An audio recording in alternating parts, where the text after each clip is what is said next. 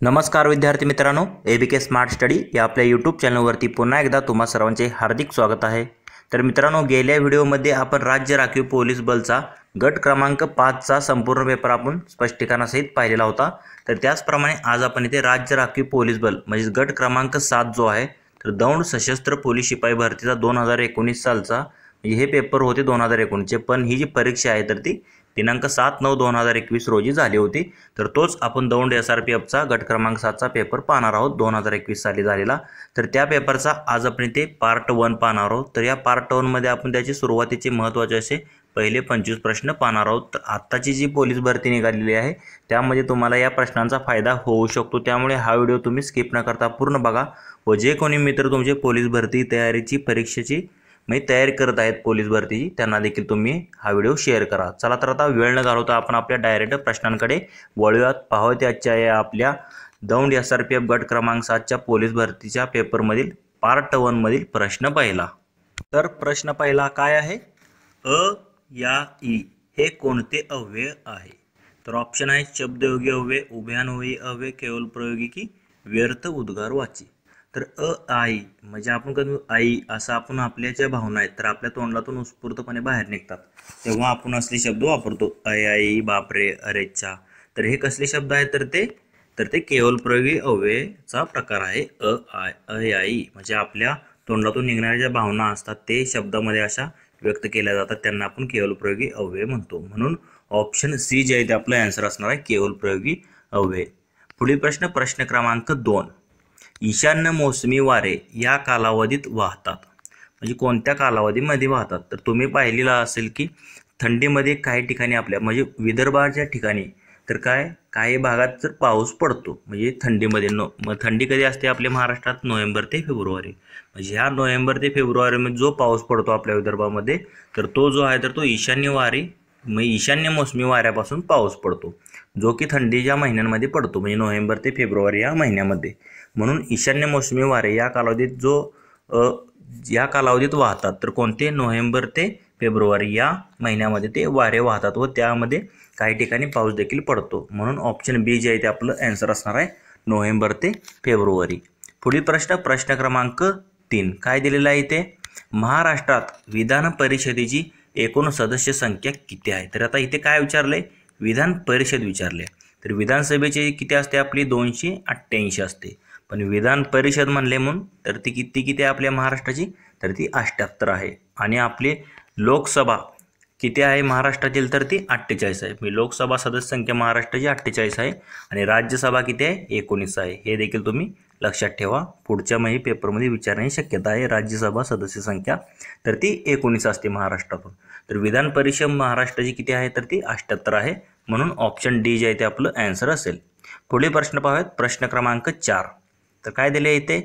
लहानपणी मी व्यायाम करीत असे या वाक्यात कोणता काळ आहे? म्हणजे लहानपणी मी व्यायाम करीत असे म्हणजे हे कसं आहे? भूतकाळातलं आहे, पण भूतकाळातली सवय नियमित तो करत राहतोय म्हणजे भूतकाळ जेव्हा आपण सवय करत राहतो तर त्याला आपण काय म्हणतो? रीती भूतकाळ म्हणतो। म्हणजे लहानपणी मी व्यायाम करीत असे हे कसं असेल? तर ते रीती भूतकाळाचं उदाहरण आहे। म्हणून ऑप्शन सी जे आहे ते आपलं आन्सर असेल रीती भूतकाळ। पुढील प्रश्न क्रमांक 5 काय दिलेला आहे ते? खालील समीकरणात कोणकोणत्या चिन्हांमध्ये अदलाबदल केल्यास दिलेले समीकरण जे आहे तर ते सत्य ठरेल? तर आता इथे 5 + 3 × 8 - 12 / 4 = 3। तर आता उत्तर आपल्याला काय? बरोबर 3 आणायचं आहे। तर आता इथे खालीलपैकी कोणती चिन्ह आपण जर बदलली तर इथे होईल? तर इथे अधिक आणि भागिले जर बदललं तर इथे काय येतंय? 5/3 म्हणजे भागाकारच इथे तयार होत नाही, हे तर काही येऊ शकत नाही। म्हणजे अधिक आणि भागिले तर वजा आणि भागिले जर तुम्ही जर इथे पाहिलं वजा आणि भागिले मग ते इथे काय दिले? 5 + 3 परत पुढे काय दिले? × 8 5 + 8 तरी किती? 24 असता। वजा जागी काय केलं आपण? भागिले केले म्हणून इथे काय येणार? 8 भागिले काय येणार इथे? तर वजा जागी भागिले येणार आहे म्हणून काय येणार? 8/12 आणि भागिलेच्या जागी वजा येणार आणि -4। तर आता इथे जर तुम्ही जर भागाकार केला तर हे 8 तरी किती होतं? 24 येतं म्हणजे 5 + 24 / 12 आणि 12 म्हणजे 4 × 12 4 2 8, 3ला 3 गेले, मी राहतं काय 2 राहतं, म्हणजे इथे काय राहतं 5 आणि इथे 2 राहतं, म्हणजे 5 अधिक 2 वजा 4, 5 आणि 2 किती असतं 6, 6 वजा 4 केल्यावर किती येतं तर ते 2 येईल. तर 5 आणि 2 किती 7 येतं, तर इथे 6 म्हणलेलं मी, 5 आणि 2 7 येतं आणि हे वजा 4, म्हणजे 7 वजा 4 केल्यावर किती येतं 3 राहतं. म्हणजे इथे आपल्याला काय करावं लागेल, इथे वजाच्या जागी इथे भागाकार चिन्ह आणावं लागेल आणि भागाकारच्या जागी वजा ठेवावं लागेल. म्हणजे वजा व भागाकार यांची अदलाबदल केल्यास आपलं काय येतं बरोबर उत्तर 3 येतं. म्हणून ऑप्शन सी जे आहे तर खालीलपैकी या चिन्हांमध्ये बदल केल्यास समीकरण सत्य ठरेल. ऑप्शन सी जे आहे ते आपलं ॲन्सर असणार आहे. पुढील प्रश्न पाहूयात. प्रश्न क्रमांक 6. तर काय दिलं इथे, देह देवाचे मंदिर आत आत्मा परमेश्वर. या पंक्तीतील अलंकार आपल्याला ओळखायचा आहे. तर आता इथे काय, देह देवाचे मंदिर आत आत्मा परमेश्वर. तर आता वरील उदाहरणात तुम्ही जर पाहिलं तर उपमेय व उपमान यात एकरूपता आहे आणि ते भिन्न नाहीत असे जिथे वर्णन असते तिथे म्हणजे रूपक अलंकार होतो असे आपल्याला दिसत आहे. म्हणजे उपमेय म्हणजे देह देवाचे मंदिर आत आत्मा परमेश्वर, म्हणजे देहाचं आणि परमेश्वराचं म्हणजे इथे तुलना केलेली आहे. म्हणजे ते दोन्ही एकरूपच आहेत, देह आणि देव, म्हणजे देह देवाचे मंदिर आत आत्मा परमेश्वर, म्हणजे हे एकच आहेत. म्हणजे ते काय उपमेय उपमान जे आहे तर यामध्ये एकरूपता आहे ती दाखवलेली आहे. म्हणून हे जे आहे तर ते रूपक अलंकाराचं उदाहरण होईल. म्हणून ऑप्शन ए जे आहे ते आपलं ॲन्सर असणार आहे. तसेच उपमा अलंकार कधी असतो तर दोन वस्तूमधील जे साम्य आहे तर ते चमत्कृतीपूर्ण रीतीने जिथे वर्णिलेले असते तिथे उपमा अलंकार होतो. म्हणजे यामध्ये सम समान सारखा परी प्रमाणे परिस्वानी असे शब्द वापरले जातात म्हणजे उपमा अलंकारामध्ये. म्हणजे आबाळागत माया तुझी आम्हावरी राहू दे हे याचं उदाहरण झालं, म्हणजे आबाळासारखी.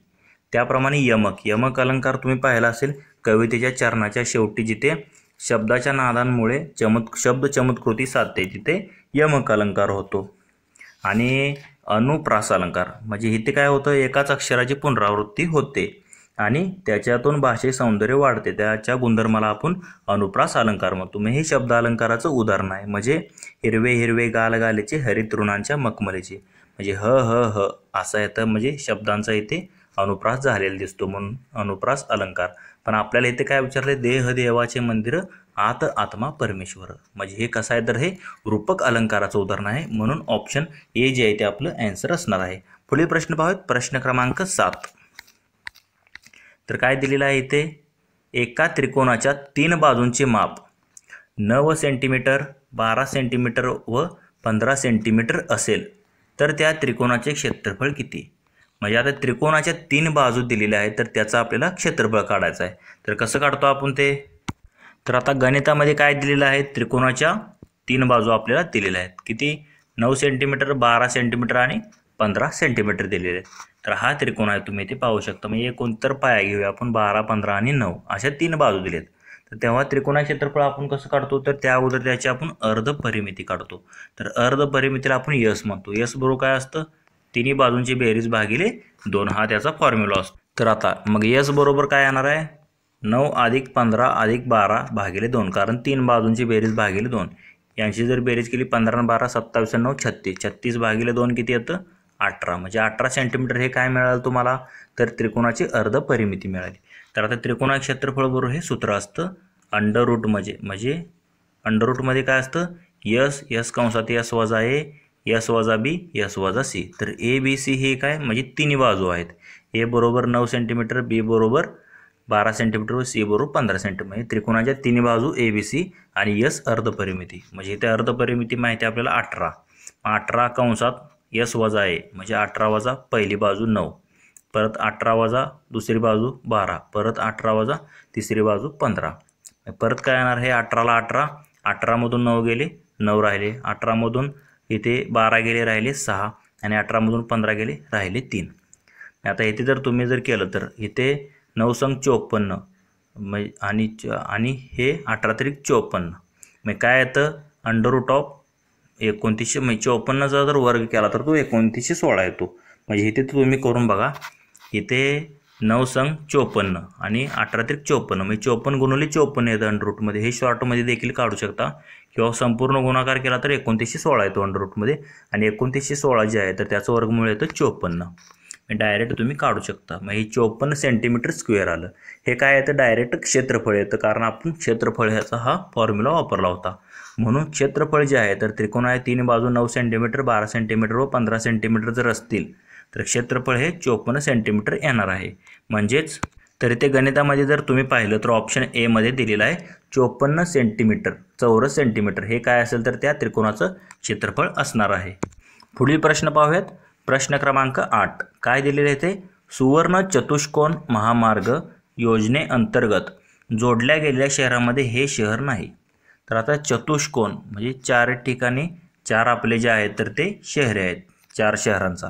तर कोणकोणते शहर त्यामध्ये येतात, चेन्नई एक येतं, त्याप्रमाणे मुंबई येतं, त्याप्रमाणे कलकत्ता एक येतं आणि अजून कोणतं येतं, दिल्ली येतं. म्हणजे असे 4 शहरे येतात. पण बेंगळुरू येतं का त्यामध्ये, नाही. म्हणून ऑप्शन डी जे आहे ते आपलं आन्सर असणार आहे. सुवर्ण चतुष्कोन महामार्ग योजनेअंतर्गत म्हणजे खालीपैकी चेन्नई कलकत्ता मुंबई ही शहरे येतात त्यामध्ये, पण बेंगळुरू येत नाही. म्हणून ऑप्शन डी आपलं आन्सर असणार आहे. पुढील प्रश्न पाहूयात. प्रश्न क्रमांक 9 तर काय दिले इथे, देशासाठी चंद्रशेखर आझाद यांनी प्राणार्पण केले. म्हणजे आपलं त्यांनी प्राण अर्पण केले होते आपल्या देशासाठी. या वाक्यातील विभक्ती आपल्याला ओळखायची आहे.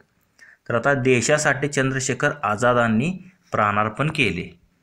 तर वरील वाक्य जर तुम्ही वाचलं तर तुम्हाला त्यातून काय दिसतंय, तर संप्रदान म्हणजे दान होताना दिसते. म्हणजे त्यांनी काय केले, आपलं जे बलिदान दिलेलं आहे त्यांनी, म्हणजे प्राणार्पण म्हणजे कोणत्या तरी गोष्टीत त्याग केला आहे, म्हणजे अर्पण केले, म्हणजे दान केले, यातून असं दिसतंय.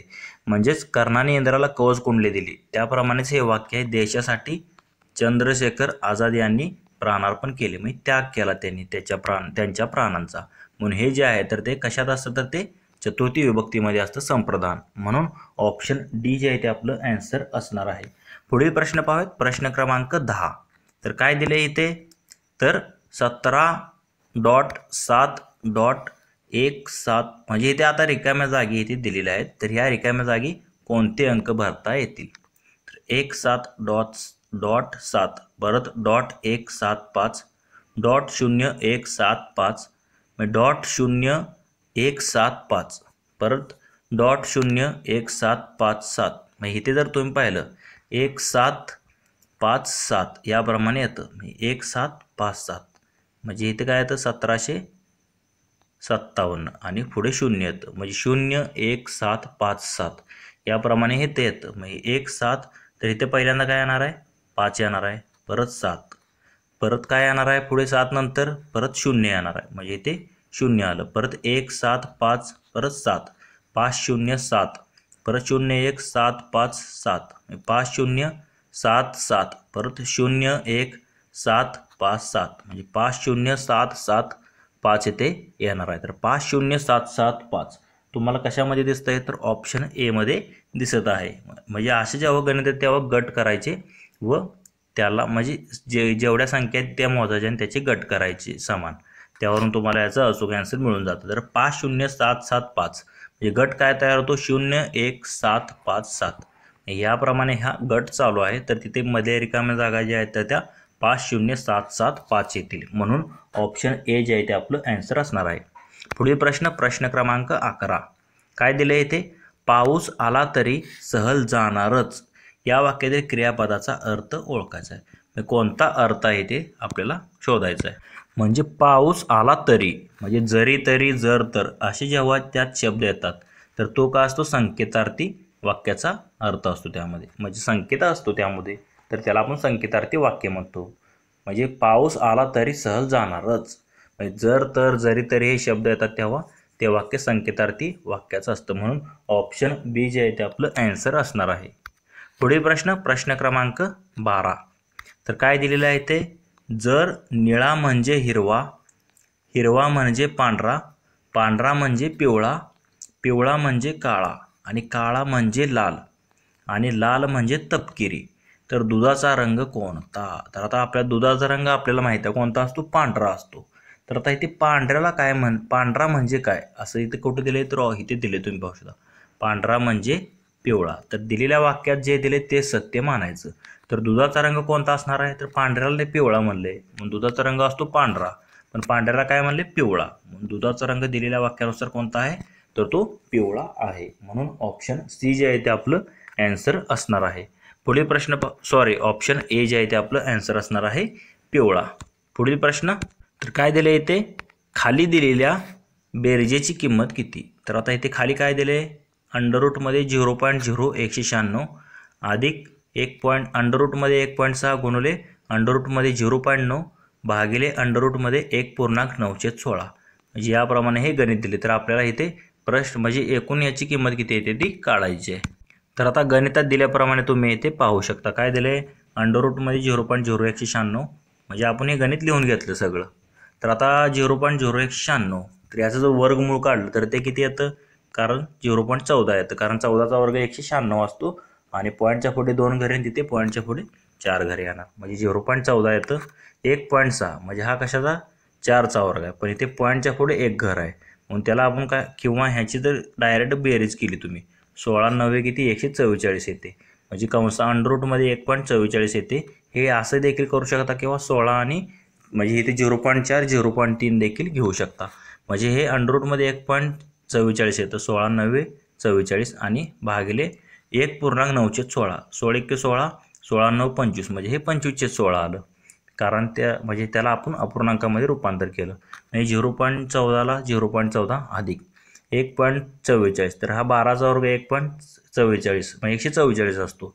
याचा वर्गमूळ काय येणार आहे 1.2 येणार आणि अंडर रूट 25/16 म्हणजे काय येतं 5/4 येतं. म्हणजे हे 0.14ला 0.14 खालचं 4 आहे तर ते वर जाईल म्हणजे 1.2 गुणिले 4 होणार, 12 चोक 48 म्हणजे 4.8 येणार हे आणि हे भागिले 5ला भागिले 5 म्हणजे 0.14 अधिक 4.8 भागिले 5 म्हणजे इथे जर तुम्ही 0.14ला 5 ने गुणलं 14×5 = 70 पण पॉईंटच्या पुढे 2 घर आहेत म्हणून हे 0.7 आलं अधिक हे 4.8 भागिले 5 म्हणजे इथे आपण छेद समान करून घेतला यांचा. म्हणजे आता 0.7 अधिक 4.8 केलं तर ते किती येतं 5.5 येतं आणि 5.5 भागिले 5 जर केलं तर ते किती येतं 11×5 = 55 पण पॉईंट असल्यामुळे 1.1 येणार. म्हणजे दिलेल्या प्रश्नाचा आन्सर काय असणार आहे तर ते 1.1 असेल. म्हणजेच तर इथे तुम्ही ऑप्शन डी मध्ये पाहू शकता 1.1 दिलेला आहे. पुढील प्रश्न क्रमांक 14. एका शाळेत ABCD व E असे 5 शिक्षक आहेत. A व B हिंदी व इंग्रजी शिकवतात म्हणजे A व B हे शिक्षक हिंदी व इंग्रजी शिकवतात. C व B इंग्रजी व भूगोल शिकवतात. D व A गणित व हिंदी शिकवतात. E व B इतिहास व फ्रेंच शिकवतात. तर कोणता शिक्षक सर्वाधिक विषय शिकवतो म्हणजे कोणता ABCDE पैकी सर्वात जास्त विषय शिकवणारा शिक्षक आपल्याला काढायचा आहे. तर तो कसं करतो आपण हे, तर आता इथे गणितात काय काय दिले, A व B जे आहेत तर ते कोणते विषय शिकवतात हिंदी व इंग्रजी. C व B कोणते शिकवतात इंग्रजी व भूगोल. D व A कोणते शिकवतात दिले गणित व हिंदी आणि E व B जे आहे तर ते इतिहास व फ्रेंच शिकवतात. तर इथे जर तुम्ही पाहिलं तर A फक्त कोणता आहे इथे तर हिंदीच विषय फक्त A शिकवतो. B जर पाहिलं तर इथे इंग्रजी एक विषय आहे, त्याप्रमाणे इथे भूगोल एक आहे आणि इथे जर पाहिलं तर फ्रेंच एक आहे. म्हणजे B जो आहे तर तो इंग्रजी भूगोल आणि फ्रेंच 3 विषय शिकवतो. C कोणता विषय शिकवतो फक्त इंग्रजी विषय शिकवतो. D कोणता विषय शिकवतो फक्त गणित विषय शिकवतो आणि E कोणता विषय शिकवतो तर तो इतिहास विषय शिकवतो. म्हणजे बाकीचे सर्वजण ACDE फक्त एक एक विषय शिकवतात, पण B जो आहे तर तो 3 विषय शिकवतो. कोणते इंग्रजी भूगोल व फ्रेंच. म्हणजे तेच आपल्याला विचारलेलं सर्वात जास्त विषय कोण शिकवतो तर कोण शिकवतो तर B हा सर्वात जास्त विषय शिकवतो. म्हणजेच आपला आन्सर काय असणार आहे तर ऑप्शन बी मध्ये दिलेला आहे. म्हणजे बीच जो आहे तर तो सर्वात जास्त विषय शिकवतो. पुढील प्रश्न क्रमांक 15. आता विश्वात्मके देवे येणे वाग्यज्ञे तोषावे या वाक्यातील रस ओळखा. तर आता ऑप्शन दिलेत अद्भुत रस, करुण रस, शृंगार रस आणि शांत रस.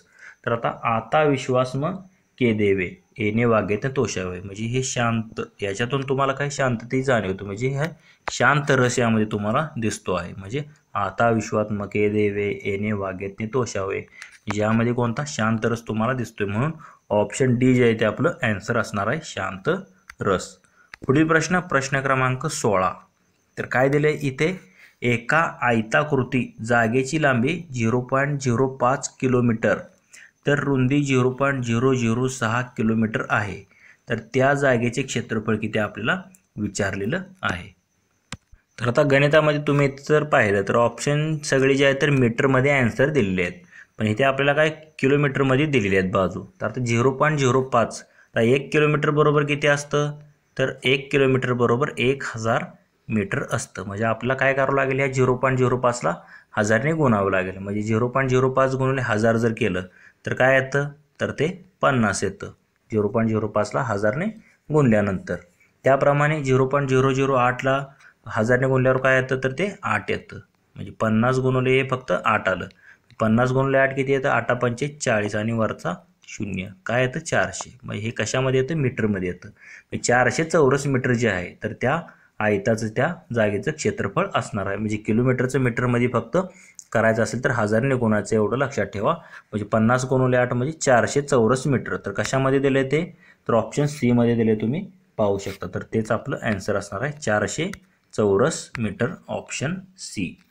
पुढील प्रश्न, स्पर्धा या घटनेसाठी आवश्यक घटक निवडा. माझा स्पर्धा या घटनेसाठी आवश्यक घटक आपल्याला निवडायचा आहे. तर ऑप्शन दिलेत, परीक्षक, स्पर्धक, प्रेक्षक की पारितोषिक. तर स्पर्धा असेल तर निश्चितपणे तिथे काय असतात, तर स्पर्धक असतात. म्हणून ऑप्शन बी जे आहे ते आपलं आन्सर असणार आहे. स्पर्धा जिथे असते तिथे स्पर्धक असतात आवश्यक घटक. म्हणून ऑप्शन बी जे आहे ते आपलं आन्सर असणार आहे. कारण स्पर्धक नसतील तर स्पर्धा होणारच नाही. म्हणून ऑप्शन बी योग्य आन्सर असणार आहे. पुढील प्रश्न पाहूया, प्रश्न क्रमांक 18. तर काय दिलं इथे, एका सांकेतिक भाषेत, म्हणजे कोडिंग डिकोडिंगवरती आधारित हा प्रश्न आहे. तर काय दिले, एका सांकेतिक भाषेत 573चा अर्थ ब्रिंग कोल्ड वॉटर असा होतो. त्याप्रमाणे 342चा अर्थ वॉटर इज गुड असा होतो व ब्राईट गुड बॉय यासाठी 126 असा संकेत वापरतात. तर बॉय इज ब्राईट साठी खालीलपैकी कोणते संकेत येतील. तर त्या अगोदर आपल्याला कोणत्या शब्दासाठी कोणता म्हणजे अंक वापरायचा ते आपल्याला शोधावं लागेल.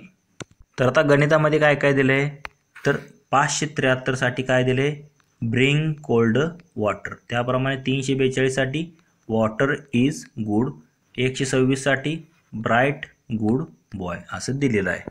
आणि बॉय आपल्याला काय काढायचं आहे, बॉय इज ब्राईट साठी काढायचं आहे. तर आता इथे जर तुम्ही कंपॅरिझन केलं तर 573 आणि इथे 342 यामध्ये कॉमन काय दिसते, 3 दिसते. म्हणजे इथे आणि ह्याच्यामध्ये ब्रिंग कोल्ड वॉटर आणि वॉटर इज गुड यामध्ये काय दिसते, वॉटर. म्हणजे वॉटरसाठी काय आलं इथे 3 आलेलं आहे. त्याप्रमाणे आता दुसऱ्याचं इथे 342 आणि 126 असं जर कंपॅरिझन केलं, कॉमन 2 आहे आणि यामध्ये कॉमन गुड आहे. म्हणजे गुड शब्द 2 साठी. त्याप्रमाणे आता इथे तुम्ही 342 आणि अजून काय राहिलं, आता इथे वॉटर, आता इथे गुडचा मिळाला, वॉटरचा मिळाला, राहिलं काय इजसाठी काय असणार आहे, मग फक्त इथे डायरेक्ट 4 राहिलं म्हणून इजसाठी 4 आलं. त्याप्रमाणे बॉयसाठी आता इथे काय 2 गेलं, इथे 1 गेलं. मग आता बॉयसाठी काय राहिलं आहे फक्त, तर इथे 6 राहिलेला आहे. आणि ब्राईटसाठी काय राहिलेलं आहे, तर इथे 1 राहिलेलं आहे. म्हणजे बॉयसाठी आलं, ब्राईटसाठी आलं. आपल्याला काय विचारलं, बॉय इज ब्राईट. तर बॉयसाठी काय आलेलं आहे, 6 आलेलं आहे. ईजसाठी काय आलेलं आहे, 4 आलेलं आहे. आणि ब्राईटसाठी 1 आलेलं आहे. म्हणजे 641 अंक जे आहेत तर ते बॉय इज ब्राईटसाठी येतील. म्हणजेच तर आपला आन्सर काय असणार आहे, ऑप्शन सी. म्हणजे 641 हे जे आहेत तर ते संकेत बॉय इज ब्राईट यासाठी येणार आहेत. पुढील प्रश्न, प्रश्न क्रमांक 19. खालील आकृतीत एकूण किती त्रिकोण आहेत. तर आता इथे जर तुम्ही पाहिलं तर ते 1 2 3 4 त्याप्रमाणे हे ह्या 2 मुळे इकडचा एक इकडचा एक म्हणजे असे 4. म्हणजे 4 आणि हे 4 किती 8 झाले. म्हणजे एका ह्याच्यामध्ये 8 तयार होतात. इकडे एक भाग दिला आहे, यामध्ये देखील 8 तयार होणार. म्हणजे 8 आणि 8 किती झाले, हे 16 झाले. त्याप्रमाणे आता इथे जर तुम्ही पाहिलं तर इथे असा तुम्हाला एक मोठा दिसतोय, हे 17, हा 18 झाले. म्हणजे एकूण किती 18 झाले. आणि अजून एक कोणता, तर हा एक त्रिकोण इथे तुम्ही पाहू शकता. मग हे किती झाले, एकूण हे किती 9 9 18 म्हणजे सॉरी 8 आणि 8 16 आणि हे 2 18 आणि हे एक किती एकूण 19. म्हणजे 19 जे आहेत तर यामध्ये एकूण त्रिकोण किती असणार आहेत, 19 असणार आहे. तर कशामध्ये दिले तुम्ही पाहू शकता, ऑप्शन ए मध्येच दिलेलं आहे 19. म्हणजे एकूण 19 त्रिकोण असणार आहेत. तसेच मित्रांनो, तुम्हाला जर याची PDF हवी असेल तर आपले टेलिग्राम चॅनलसुद्धा आहे. त्याची लिंक तुम्हाला डिस्क्रिप्शनमध्ये इथे भेटून जाईल. तर तिथे तुम्हाला त्याची PDF म्हणजे उत्तरासहित याची तुम्हाला PDF मिळून जाईल. तर तुम्ही टेलिग्राम चॅनल जॉईन करावं, याची PDF मिळवा फ्रीमध्ये. पुढील प्रश्न क्रमांक 20 काय दिलेला आहे इथे, तर मधुबनी चित्रकला प्रकार कोणत्या राज्यात प्रसिद्ध आहे. तर आता प्रत्येक राज्य आणि त्यामध्ये प्रसिद्ध चित्रप्रकार किंवा एखादी कला जी असते ते तुम्हाला माहीत असणं गरजेचं आहे. तर मधुबनी नावाचा जो चित्रप्रकार आहे तर तो बिहार राज्यातला फेमस असा प्रकार आहे. म्हणून ऑप्शन ए जे आहे ते आपलं आन्सर असणार आहे. मधुबनी चित्रकला प्रकार जो आहे तर तो बिहार या राज्यातील प्रसिद्ध म्हणजे आहे. म्हणून ऑप्शन ए जे आहे ते आपलं आन्सर असणार आहे. पुढील प्रश्न पाहूयात. प्रश्न क्रमांक 21 भारतातील श्वेत क्रांतीचे जनक यांना म्हणतात. म्हणजे श्वेत क्रांती, धवल क्रांती ज्याला आपण म्हणतो, तर कोण आहेत तर डॉक्टर व्हर्गीस कुरियन. डॉक्टर व्हर्गीस कुरियन यांना आपण भारतातील श्वेत क्रांतीचे जनक म्हणतो. आणि भारतातील हरित क्रांतीचे जनक कोण आहेत तर M.S. स्वामीनाथन हे हरित क्रांतीचे जनक आहेत. आणि जागतिक हरित क्रांतीचे जनक म्हणून आपण नॉर्मन बोरलॉग यांना ओळखतो. तर हे देखील तुम्ही लक्षात ठेवा. तर व्हर्गीस कुरियन जे आहे तर ते भारतातील श्वेत क्रांतीचे जनक मानले जातात. म्हणून ऑप्शन ए जे आहे ते आपलं आन्सर असणार आहे. पुढील प्रश्न क्रमांक 22 तर काय दिले यामध्ये, खालील शब्दातील धातू साधित विशेषण कोणते. तर काय काय दिले ते विशेषण, स्वप्नाळू मुलगा, लबाड कोल्हा, निरोगी मूल आणि पडका किल्ला.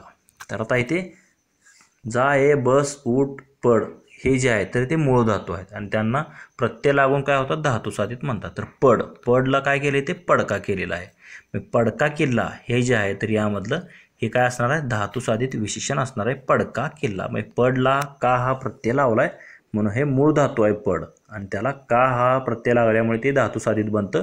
म्हणून पडका किल्ला जे आहे तर ते धातू साधित विशेषणाचं उदाहरण आहे. म्हणून ऑप्शन डी आपलं आन्सर असणार आहे धातू साधित विशेषण. पुढील प्रश्न क्रमांक 23 काय दिलेला आहे, खालीलपैकी योग्य शब्द ओळखा. तर थोडी PDF खराब आहे तर इथे मी तुम्हाला सांगतो. इथे अनुसया दिले पण अनुसूया असतं, काय असतं अनुसूया, म्हणून हे तर चुकीचं आहे. विशेष तर हा षटकोनाचा हा नंतर असतो आणि हा अगोदर असतो म्हणून हे देखील चुकीचं आहे. इथे काय दिले आहे उहापोह. तर उहापोह जे आहे तर ते दीर्घ उ असतो, इथे कोणता दीर्घ उ असतो म्हणून हे देखील चुकीचं ठरतं. फक्त घनश्याम जे आहे तर इथे शुद्ध शब्द आहे, तेच आपलं आन्सर येणार आहे घनश्याम. पुढील प्रश्न पाहूयात. प्रश्न क्रमांक 24 तर काय दिले इथे, छोटा भीम लाडू खात असतो या वाक्याचा काळ आपल्याला ओळखायचा आहे. म्हणजे तो लाडू खात असतो म्हणजे हे कसं आहे तर ते भूतकाळातील वाक्य आहे. पण कोणतं तर वर्तमान काळातलं वाक्य असतो दिले इथे, असतो म्हणजे खात असतो तो म्हणजे काय नेहमीच त्याची सवय आहे ती, पण कशी आहे ती वर्तमानमध्ये आहे. म्हणजे तो आत्ता पण खातोय मी पुढे पण तो खात राहणार आहे. छोटा भीम लाडू खात असतो म्हणजे नित्य नेहमीची तिची सवय आहे म्हणून त्याला आपण काय म्हणतो रीती वर्तमान काळ म्हणतो. काय म्हणतो रीती वर्तमान काळ म्हणतो. इथे जर असतं तर ते रीती भूतकाळ असतं आणि रीती भविष्य काळ असतं तर ते काय आलं असतं तर तिथे असे ना आलं असतं. मग खात जाईल असं आलं असतं जाईल, पण इथे खात असतो हे कशात येतं रीती वर्तमान काळात येतं. म्हणून ऑप्शन बी जे आहे ते आपलं आन्सर असणार आहे. तर मित्रांनो आपला जो पोलीस भरती SRPFचा गट क्रमांक 7चा जो SRPFचा पेपर चालू आहे पार्ट 1, तर त्याच्या पार्ट 1 मधील आपला हा शेवटचा प्रश्न आहे प्रश्न क्रमांक 25. तर काय दिलं इथे 3640 भागिले 14 गुणुले 16 अधिक 340 बरोबर किती आपल्याला काढायचं आहे. तर आता इथे गणितात दिल्याप्रमाणे तुम्ही इथे पाहू शकता. काय दिले 3640 भागिले 14 गुणुले 16 अधिक 340. तर आता हे 14 जर 3640ला भागलं तर किती येतं 14 × 14 14 2 28 उरले 8 वरून घेतले 4 14 संग 84 आणि शून्याला 0 म्हणजे 260 आलं. हे 260 गुणुले 16 अधिक 340. आता 260 गुणुले 16 जर केलं तर ते किती येतं 4160 येतं आणि 4160 अधिक हे 340 जर केलं तर ते किती येतं 4500 येतं. म्हणजे दिलेल्या गणिताचे आन्सर काय असणार आहे तर ते 4500 असणार आहे. म्हणजेच तर पर्याय क्रमांक सी मध्ये दिले तुम्ही पाहू शकता. तर 4500 जे आहे तर ते प्रश्नचिन्हाच्या जागी येणार आहे, तेच आपलं आन्सर असेल. तर मित्रांनो आपला जो राज्य राखीव पोलीस बल म्हणजे SRPFचा गट क्रमांक 7चा दौंडचा जो पेपर चालू आहे तर त्याचा आज आपण इथे पार्ट 1 संपूर्ण स्पष्टीकरणासहित पाहिलेला आहे. ज्यामध्ये आपण त्याचे सुरुवातीचे महत्त्वाचे असे 25 प्रश्न पाहिलेले आहेत। जर तुम्हाला या प्रश्नांमध्ये कोणती शंका वाटत असेल तर कमेंट करून नक्की सांगा। तसेच हा जर व्हिडिओ आवडला असेल तर लाईक करा व तुमच्या मित्रांना देखील शेअर करा। व असे जर तुम्हाला नवनवीन व्हिडिओ हवे असतील तर आपले YouTube channel ABK smart study subscribe करा व समोरील बेल आयकॉनवर प्रेस करा। धन्यवाद मित्रांनो। जय हिंद, जय महाराष्ट्र।